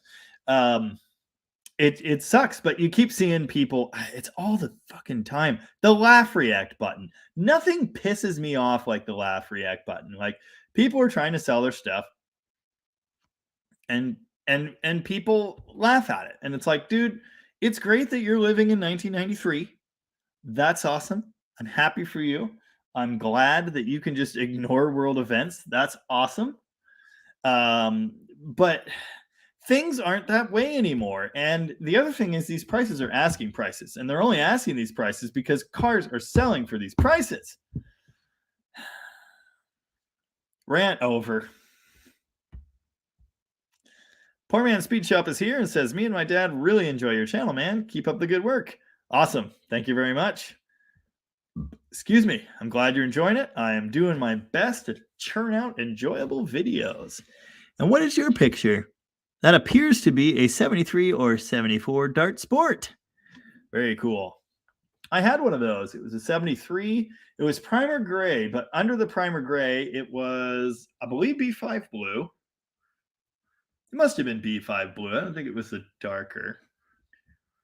Actually, no, it could have been B3. I think it was B5 blue. And it had the white stripe that wrapped around the windows like yours. And it must have had a vinyl top, I assume, from the factory. But yeah, now I have the slightly cooler version of that, the Dodge Demon. But I like them all. In fact, I haven't posted in many, many years, but my handle on Fabo for A-Bodies Only was 70s A-Bodies. Proud of that. Oh, Rooster says, before I forget it, I'm shipping your turbo Monday. You were supposed to tell me how much it costs first, and then you got to let me know how I'm going to pay you. Payday was Friday, which means you need to catch me before like Wednesday. You should let the guys know what you're putting it on. A Cummins turbo. I am buying Rooster's. Holy crap, these guys are messaging. Look, this is actually why Jordan left this group. Look at this. Good Lord, people. Anyway, I am putting Rooster's factory Cummins turbo, 24 valve Cummins turbo, onto the 78 slant 6 powered Volare. At least that's my genius plan. And I did have a smaller, what is that called? H1C, the 12 valve with no wastegate. I had one of those, and I said in the video I was thinking about putting that on there, but I totally forgot I let that go with my 4BT project engine. So I'm having to buy Rooster's turbo. So yeah, that's going to happen. We're going to put a Cummins turbo on a slant 6. I may have to do some work If you recall from the Volare video, the first one I did, it has a horrible ticking noise, and it's currently a slant 5. So I might actually need a different slant 6 to make that project happen. And it just so happens I've got options. But I really want to do this. I've wanted to do it for a very long time, and I started wanting to do it even more when I started working with the Subaru brothers, and they were all WRX this and Chooch that, and yeah, really, really want a turbo slant 6. That has been a dream of mine for years. So I'm buying Rooster's used Cummins turbo. He says I should rebuild it. I'm not going to do that. It's fine. He sent me a video of the kind of play that's in it. That's better than what I had. We're going to be fine. So yeah, my genius plan is to chop the factory manifold. I may swap to a Super 6. I may swap to a 4-barrel. I actually have a small 4-barrel now that might work very well for this. So I've got some different ideas. But and my coworker Evan happens to collect cool hot rod inline 6 parts. So he's got some options. I may have to buy. But anyway, Cummins turbo boosted slant 6, 78 Volare, truck tires, possible pickup truck conversion, party. That's the plan. William Anthony is here and says, love that convertible Plymouth. Keep up the great work, DDG. Awesome. Thank you, William. I plan to do that. I thought the convertible was great. And again, I've got some experience with, cars of that general era. I found it to drive a little worse than I thought it would. And it's so funny. I'm so spoiled by the muscle era Mopar stuff, with the torsion bars, even without a sway bar. Yes, they do body roll, but they drive well, they hold the road well. And that earlier setup, not so much. Really a different time. When people say American cars don't do corners, I think those are what they're talking about. XLMI says green, blind/idiotic ideology. Facts don't trump feelings. Yeah, I know. I've said this before, and I'll say it again. I do not want this channel to be political. I don't really think the electric car issue necessarily has to be political, but it just ends up being that one way or another. We only have one planet, and we probably shouldn't be entirely stupid with it. But having said that, a little more thought into this coming transition, a little more thought would be nice.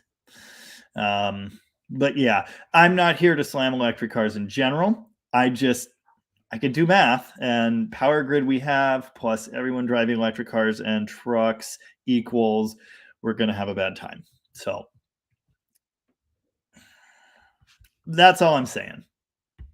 William Anthony also says, do not forget to press the like button. Don't you dare forget to press the like button. I'll know if you did.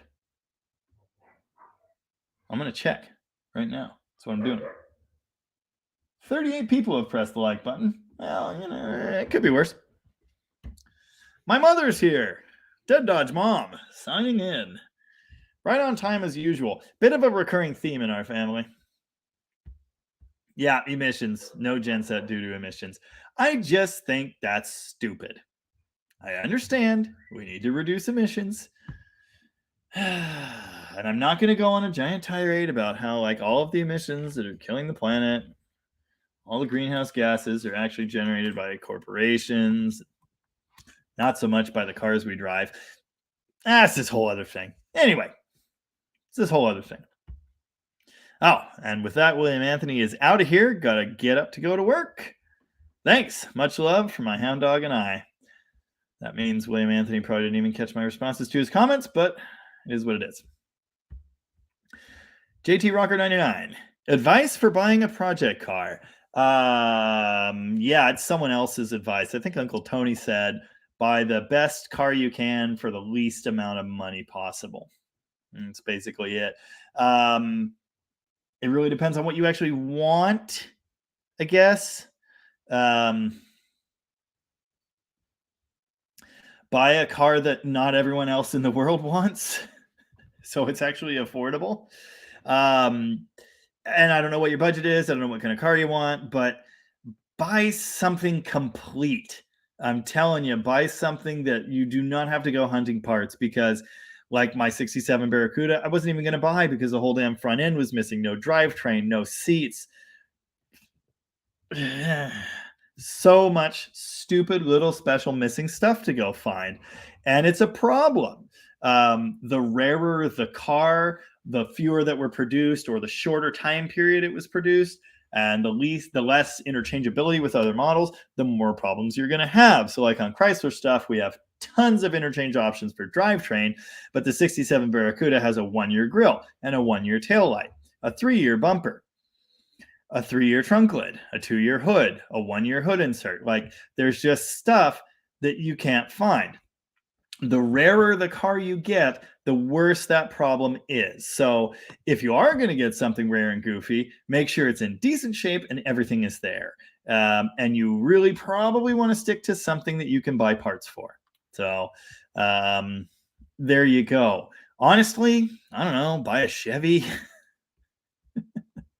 But yeah, I would just say, again, budget dependent on what kind of cars you're going to be able to get and build.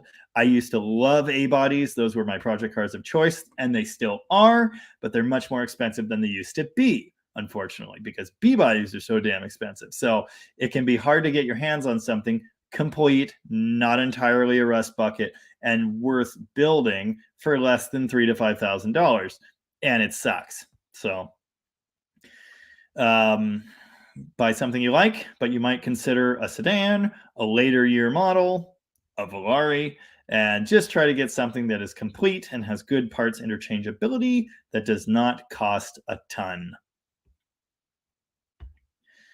Dust Devil Garage says, in the future, the cost of driving a classic car will not go up from fuel prices or taxes. It will come from the self-driving function. Insurance will be stupid if you want to control driving your car. Yeah, it probably will be. Honestly, I'm looking forward to having a car drive me to work. And if everyone had one of those, the roads would be so much better. Let's put the self-driving cars on their own roads. Can we just have classic car roads? Like classic railways. Electric cars, modern highways, old cars, back roads? I'm sure we'll figure something out. My sister says, I liked that video. I felt like hanging out at the old shop again. Except I don't know which video you meant. They're kind of all like hanging out at the old shop. But they're at one of the new shops. Stacy says, I live in redneck country here in Alberta and work at a Case tractor dealership. You want to see people lose their minds? Just mention electric cars. It's bloody hilarious. Yeah, mention them while at work. Yeah. Oh, I'm sure. I completely believe that. Stacy, I'm also in redneck country. Actually, this county was blue for a long time. It switched red, as many of this type and size did, something like 6 years ago. But it's redneck land, and basically the same is true. That has been what I've found. And the other thing I've learned, I don't want to alienate anyone with my personal political beliefs. I have ideas. They're dumb. You probably have some dumb ideas yourself. We all do. And I don't want to alienate anyone by, espousing a certain political mindset.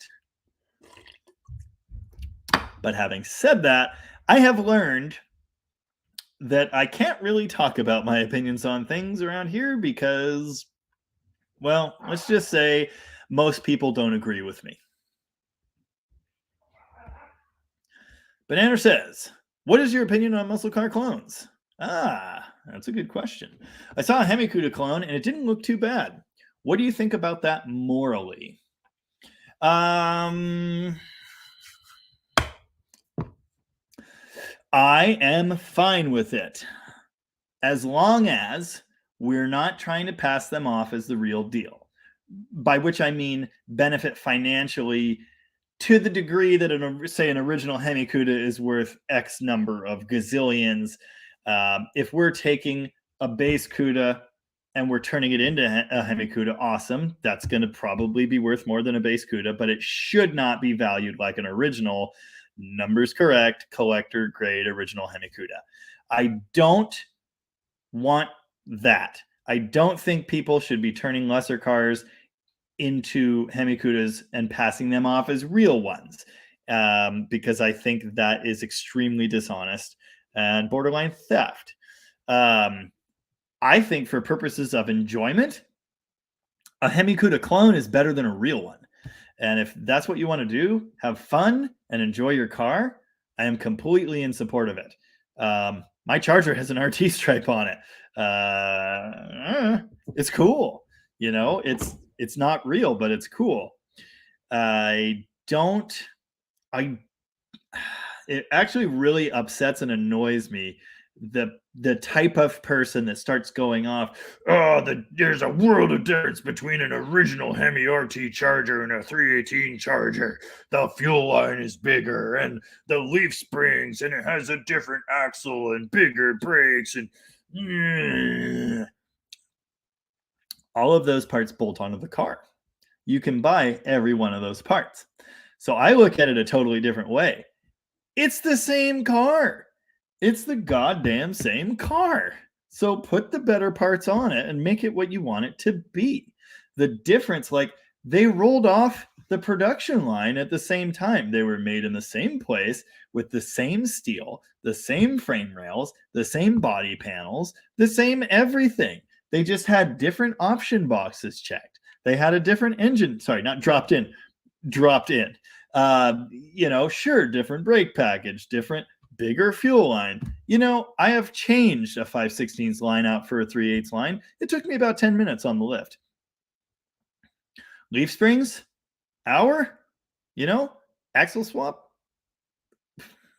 It's the same car. To me, it is the same car. And so I am completely in support of turning them into what a given owner wants them to be, as long as they are not doctoring the VIN or attempting to pass it off as a genuine original, because that is not only pretty much illegal, but not cool, man. Not cool. If you're going to make a clone, cool. If you're going to sell a clone, call it a clone, and we're good. I want to build a Superbird clone. I've wanted to do that for a long time, and I'm going to call it the Dirty Bird. Unfortunately, I think it's been done elsewhere, but I still want to do it. Captain X says, I was, but I don't know what. I was what?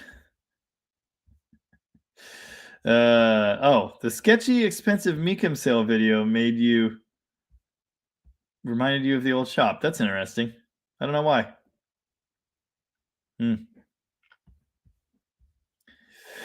No, Dan, I haven't heard from that guy. And he has my phone number. I remember, actually, I was in like a Waffle House in Oregon the last time he messaged me. That was some time ago. My sister says I don't need to drive a rust pile like my brother does. No, I don't. I have a nice car and I want to keep it nice. And that is the problem. I like driving, I like my cars just like my brother's cars, but with nice seats. And I'm okay with automatic transmissions and he's not. But other than that, I'm fine with his program. Rooster wants to know, did you see the video on the Hell Runner? Hellcat motor and a 70 Roadrunner. It's badass with the old school 4-speed pistol grip too. I've heard of it. I don't think I actually saw the video, no. No, I don't think I did.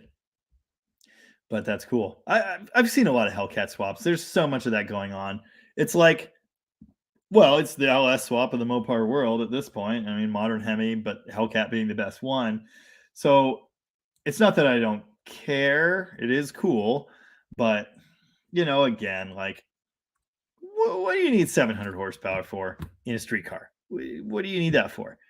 I was listening to Derek Bieri and Tony Angelo on In the Aisles, the O'Reilly sponsored YouTube podcast thing or whatever. And Tony Angelo said for a street car, you don't need any more than 400 horsepower, which is exactly what I say all the time.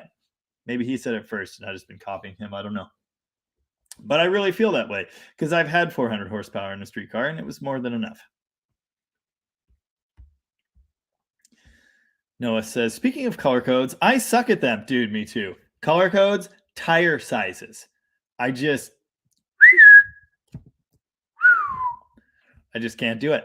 The only ones I know are the blues. And I know kind of the numbering system, low number to high numbers, light shade to dark shade. So I know B3, B5, B7. I know those ones. I really like Mopar's shades of blue. So yeah. No, it says my favorite was always that dark green one, F8 green. I guess people don't like it much. I think that Charger I was talking about was F8. Look that up. No, it was darker than that actually. I had a wallpaper for a long time that was the F8 green. Yeah, it was an F8 green. I think it was a 68, but it's like parked over a pond or something, so it's reflected. It's just a really cool picture. Anyway, yeah, it kind of looks kind of like that. Yeah, that green one, and I don't know if it was a factory color. It was a very, very dark metallic green. It definitely wasn't F8. It was darker than that. So again, it may not have been correct, but I thought it was beautiful personally. I think F8's okay, but it's not my choice. No green on a Mopar is my choice, and that's mostly because there was this time where all of the cars I could find were green. It was just always green. Oh, great. Another 70 Dart, but it's green. Blech. Valiant, green. Oh, look, a green Duster. So I just don't really like green Mopars at all. Anyway. Rick Rice says, I daily drove my 09 Challenger RT 255,000 miles. Engine cradle bolts and quarters rusted away. Wow. I just replaced it with a 22 RT shaker. It's too scary to drive a nice old Mopar into Boston now. Yeah, I bet it is. You ever driven in LA? It's not fun. I am not a fan of cities. I'm not a fan of Midwest or Eastern states rust either. Ross says, what's the difference between a vintage tin rebody and hanging all new body panels on a firewall and roof that matches the tag? Great question, Ross. That's a really great question. It's the Grandpa's Axe question, but slightly different. I think that's going to depend on your perspective. I mean, the thing is, the vintage tin is closer to original. Just for an example of that, my coworker Trev has a very rare and desirable Chrysler muscle car, which does not have any reproduction panels available. And he has like a date code correct, not that special muscle car version of that car for a donor to use. Not only factory steel, but factory steel that was like within 2 weeks of production of his car. And that sounds like a good move. That kind of goes back to the thing I was just saying, where like that base car that they're using for changing the numbers is very close to correct because they were practically the same car when they were new. They rolled off the same line, etc. They were made during the same time. So it's the most correct it could be. I think the problem just comes in when people do that and then don't say so. They try to hide it. They try to pass it off as an original car that hasn't been stitched together. And because of that, there's a stigma about that. There's, well, this number doesn't match this number, doesn't match this number. So this car was something someone put together. So first off, that's kind of scary. Like, what do they do? And second off, they tried to hide that fact. So if we're honest about it and we're telling people that we're doing this, like the Wreck Runner, okay? The Roadkill and Roadkill Garage Wreck Runner. They took a wrecked Roadrunner, a car that was smashed and worthless, essentially, and put the good stuff on a base satellite body and made a cool car. Awesome. But if they were to paint it, transfer the number spots over on the rad support and what have you, and try to pass it off as an original Roadrunner, not cool anymore. So, I just think there's a difference there. But yeah, that's a really good point. Again, like doing a rebody like that, you are using original sheet metal, you're using correct stuff. It just gets into that whole thing. Like,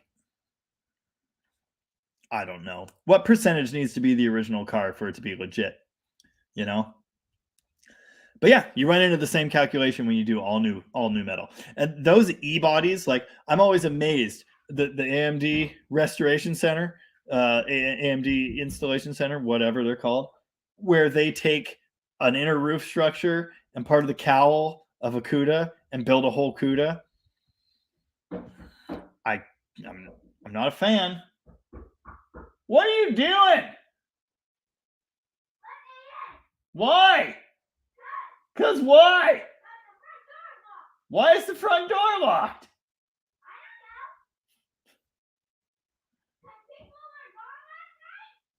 Can't you see I'm live streaming?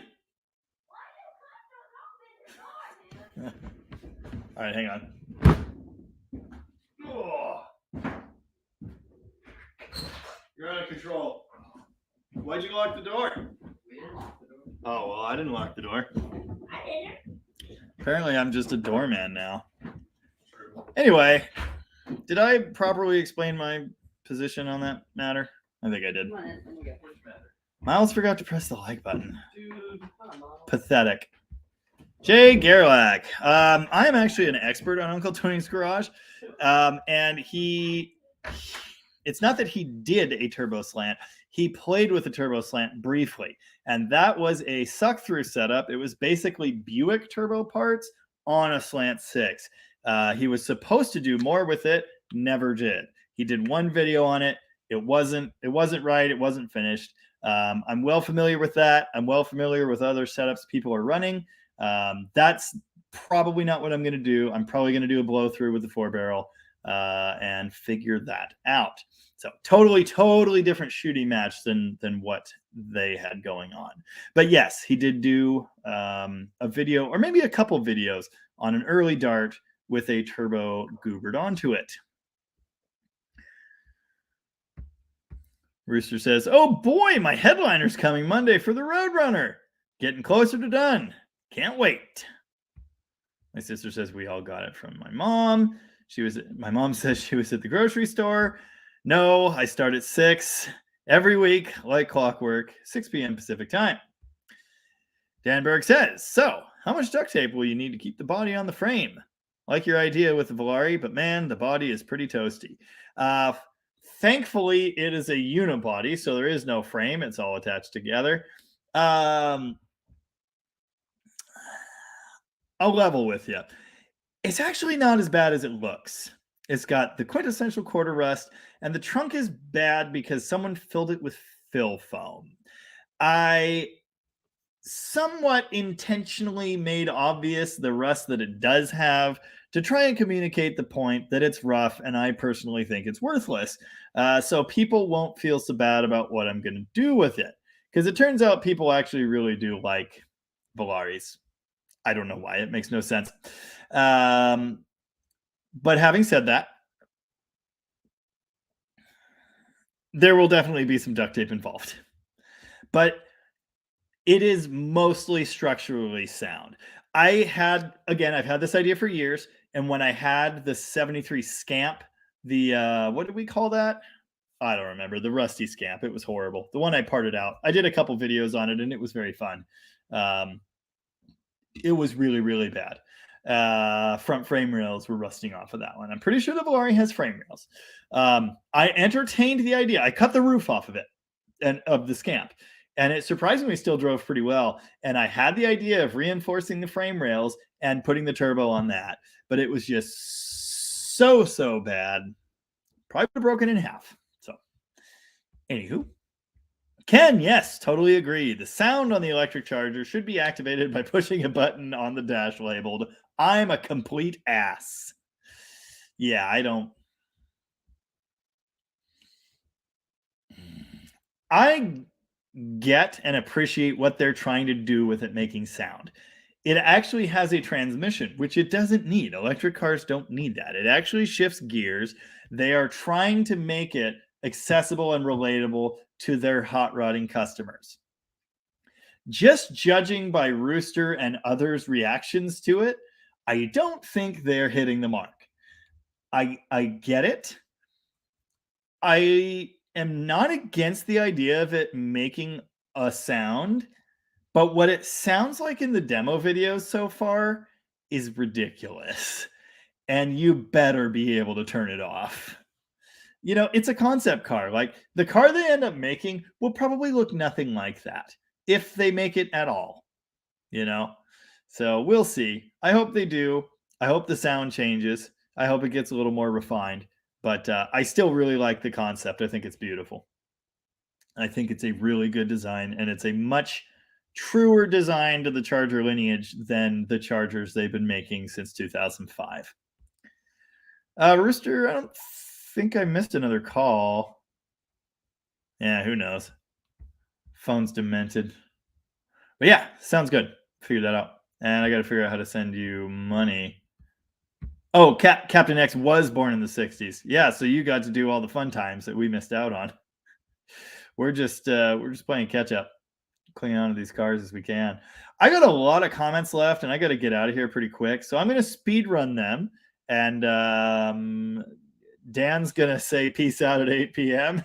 So thanks for being here, Dan. He's always right on time with that. Most of my viewers know what's up. But I'm going to run through all these comments as much as I can. And thank you very much for hanging out here. We're getting right to the end, and we got 44 people still here. I don't know how many likes, but I'm sure it's enough. I very much appreciate you guys, and I value our time together. I really do. Whether we have differing opinions on things or not. Poor Man Speed Shop says, I'm building a 73 Dodge Dart Sport in its picture, or similar to the one in his picture. I put a carbureted 360 Magnum and 727 in it. The Dodge Demon is one of my dream cars. Would love to have one like yours one day.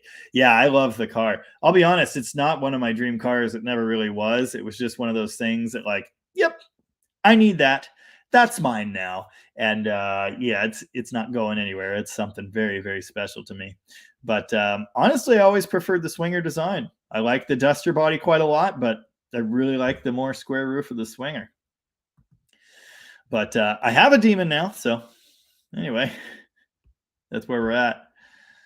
Bo Ridge says, even first-gen Rams can be a nightmare to find some parts for. Yes, they absolutely can. They're not Chevys. That's definitely true. Or you find patch panels for them, say, I don't know, wheel wells, bed sides, and they don't have the right body lines and they don't fit. But that's not experience talking or anything. Old Car Autobahn. Exactly. Trademark that now. R. Hill said, you went there with the disgruntled commenter voice. I always do.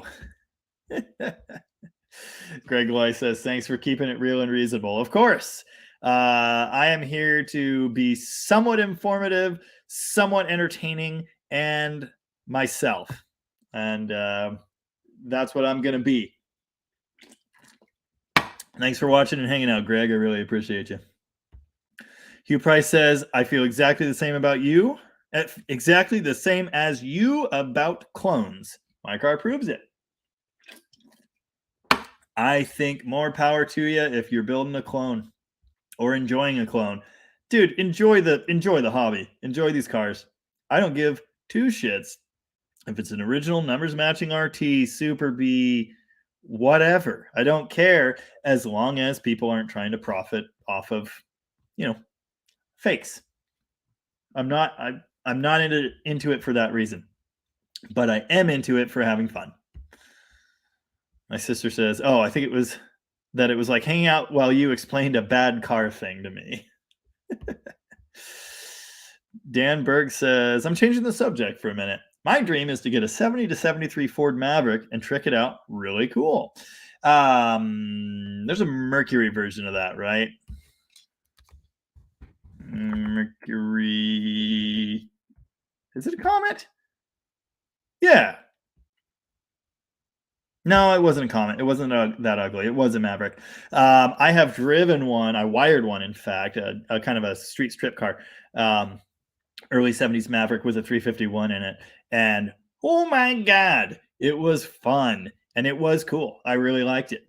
It was very much like an A-body, you know. It was cool.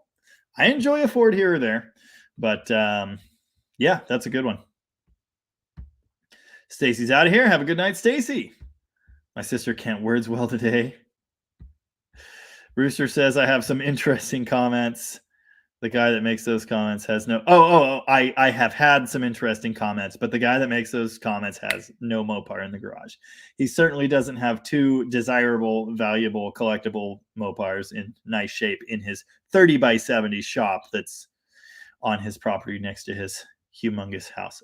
Anyway, yeah, mouth breathing idiots. They're everywhere. Dan Tupper says Double Barrel Garage in Alberta, who I have heard of, found a fiberglass Daytona nose and production wing and used them to make a clone. Nice. Old Iron is here and says, hello, people. You're right on time as usual. And Dave is here. Late duck to the cast. Peace all. Have a great week, Jamie. You too, Dave. Super Duck. Away! Someday we'll have Super Duck play the Dead Dodge Garage drinking game. Ken says it's not easy being green. To spend each day the color of the leaves. Good night, Dan. Yeah. What did I say? Actually, he was a few minutes early. I'll be damned. Yes, my sister's feeling better. That wasn't my demon child. That was my nephew and his parents. Did you talk about Dead Dodge Brothers Fury? Well, kind of. Not explicitly on this post. I talked about it on this video, this live. I talked about it some last week, but it's just normal Dead Dodge Brother stuff. Stick swap. The floor is not finished. You can see the ground. It smells horrible, burns oil, leaks fluids. The air shocks leak constantly, so he has to air them up every time to drive it so the tires don't rub. And the seats are garbage. Also, it hasn't been washed in years. Typical Colin stuff. But it has tubular upper control arms, big sway bar, disc brakes. 4-speed swap is mentioned. Yeah, normal Colin stuff. Rooster's son's here. Got to go. Talk to you tomorrow, Rooster. Old Iron says, my grandfather has a 77 Aspen sedan that's been sitting since 93. The trunk liner's on the ground. Still like it, though. I'm a sucker for the FM bodies. Yeah, there's a lot of love for them, and I am surprised by that. I really am. But, you know, again, now that A bodies are almost unachievable, F bodies are looking pretty good. And I do like them. They make a lot more sense to me now than they did 10 years ago. A lot more sense. Good night, R. Hill. Take care, my friend, and we'll see you next week. See you next week as well, Noah, and I'll let you know when I've got a truck for sale, if you haven't found a good one by then. Michael Adamo is here, but unfortunately very late. Yeah, the party's pretty much over, but thanks for being here anyway. Banana says, thanks for always answering my loaded questions and comments. I love your channel and your charger. Have a good one. I'm heading out. See you next week, Banana. Thanks for being here. Captain X, thank you for being here. I will try to keep up the good work. See you, Greg. Dan, Ross. Oh, Captain X. I feel like you asked me this before. Power Wagon parts. They have a catalog you can download in a PDF. And they have pretty much everything. So check them out. And Ross says I need exit music, so I think it's this.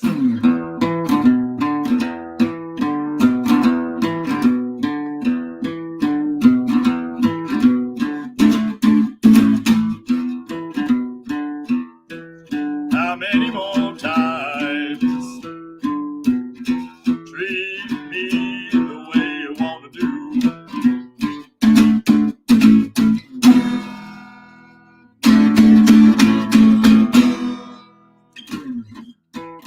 Guitar's not in tune. And with that, I'm out of here. See you next week, guys. Thanks for hanging in there. Take care.